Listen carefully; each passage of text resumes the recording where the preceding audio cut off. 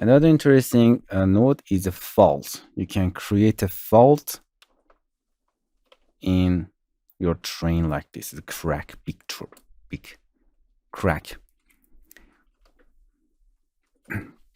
Here you can change your widths, more widths. You can change the depths of that fault. You can change this. You can shrink it if you want,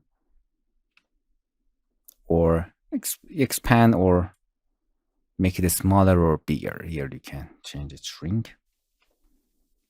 You can change the overall scale, bigger, smaller.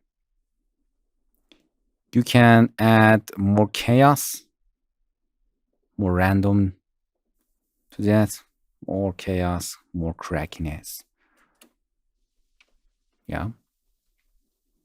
And in a location, you can change it in an X or Y axis to move it around the train. Change the angle of that. You can change the angle. And going to the default. And then change the seat for random shape of that. Nice. You can create a simple river from your train, and of course this node has to combine with other nodes. As you can see, we have an input and a mask. You can insert a mask, as I said before, to your node.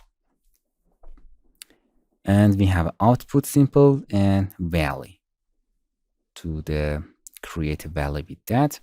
That I have to explain in some examples to how combine these nodes to other nodes. Hello my friends, to continue these tutorials on YouTube, subscribe us, like us, and hit the bell icon.